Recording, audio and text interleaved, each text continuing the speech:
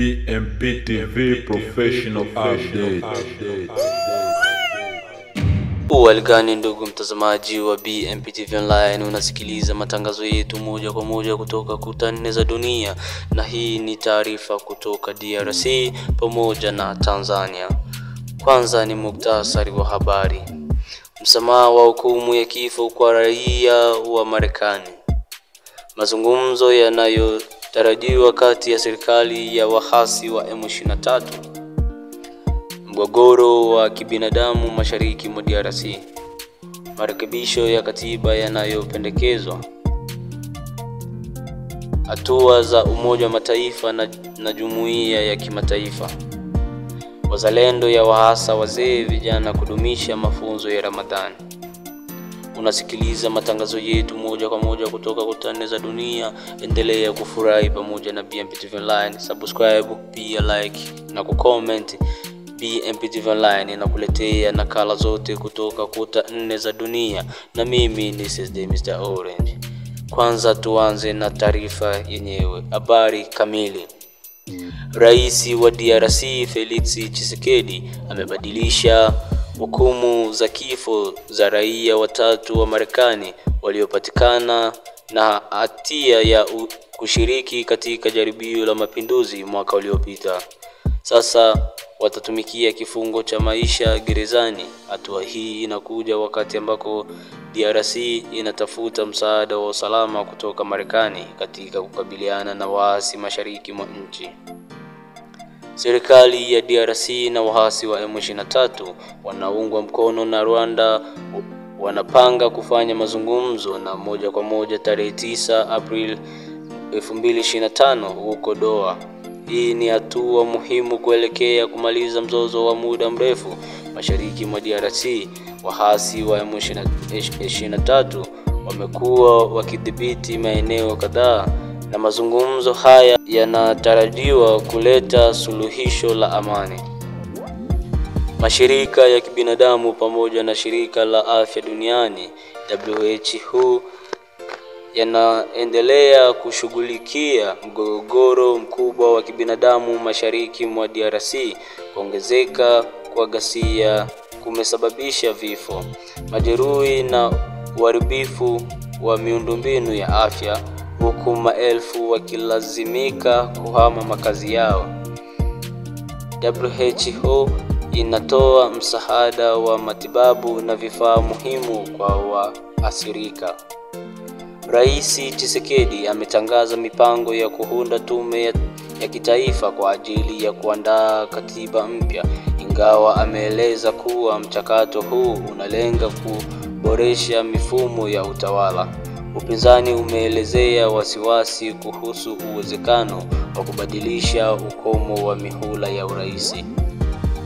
Baraza la Usalama na Umoja wa Mataifa limelaani vikali mashambulizi yanayoendelea ya wahasi M23 katika maeneo ya Kivu Kaskazini, likitaka kusitishwa mara moja kwa mapigano na kuheshimu mkataba wa kusitisha mapigano wa tarehe 31 Julai 2024.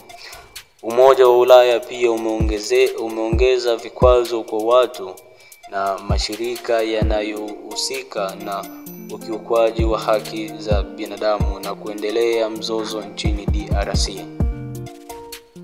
Zanzibar. Mwenyekiti wa taifa wa chama cha siasa cha ACT Wazalendo Mheshimiwa Othman Masoud Othman amewataka wazee na vijana nchini Tanzania kuendeleza kuzingatia maadili waliojifunza katika mwezi mtukufu wa Ramadhani, akisisitiza umuhimu wake katika kudumisha amani na usalama wa taifa. Ni muhimu tuendelee kumwombea Mwenyezi Mungu ili mshikamano na umoja uliosisitizwa katika mwezi wa Ramadhani uendelee hata baada ya mwezi huu mtukufu, alisema Mheshimiwa Othman, ambaye pia ni makamu wa kwanza wa rais wa Zanzibar katika serikali ya umoja wa kitaifa JNU. Mheshimiwa Othman alitoa kauli hiyo alipokutana na wazee na vijana wa Nungwi Kaskazini Unguja katika mwendelezo wa ziara zake za kusherehekea sikukuu ya Eid na wananchi. Alisisitiza umuhimu wa viongozi na wananchi kuendeleza amani na mshikamano hata baada ya Ramadhani. Aidha, alihimiza umuhimu wa kudumisha imani na umoja vilivyoonyeshwa wakati wa Ramadhani, akieleza kuwa kudumisha hali hiyo kutasaidia kuzuia misukosuko na hofu inayohusiana na chaguzi, kwani kila mmoja anatamani amani. ACT Wazalendo, muongo wa ustahimilivu wa kidemokrasia Tanzania. Lazima tufanye mchakato wa uchaguzi kuwa na kawaida usiotugawa. Jambo muhimu zaidi ni haki za uwazi, alisema. Kuhusu masuala ya ardhi, Mheshimiwa Othman alisisitiza dhamira ya ACT Wazalendo ya kuhakikisha wamiliki wa ardhi wananufaika na rasilimali zao bila unyonyaji, kwani haki za ardhi ni msingi wa amani. Akizungumza na wazee na vijana wa Nungwi, alisema kuwa ardhi ni rasilimali aliyoitoa Mwenyezi Mungu, hivyo wananchi wanapaswa kunufaika nayo. Naye mwenyekiti wa vijana wa ACT Wazalendo wa kanda ya Kaskazini Mheshimiwa Nelson Madai alisema kuwa vijana wanaendelea kuimarisha vikundi vya kijamii ili kuongeza mshikamano ndani ya chama na kwa wananchi kwa ujumla.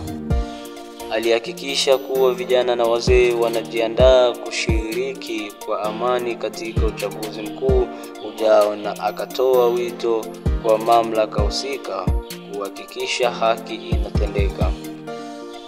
Na huu ndio mwisho wa habari kutoka BMP TV Online. Subscribe, like pia na kucomment pia na kushare ili taarifa ziweze kwenda kufika kwa watu wote. Karibu tuyajenge na BMP TV Online.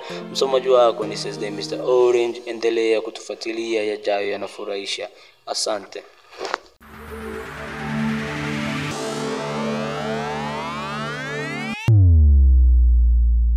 BMP TV Professional Update.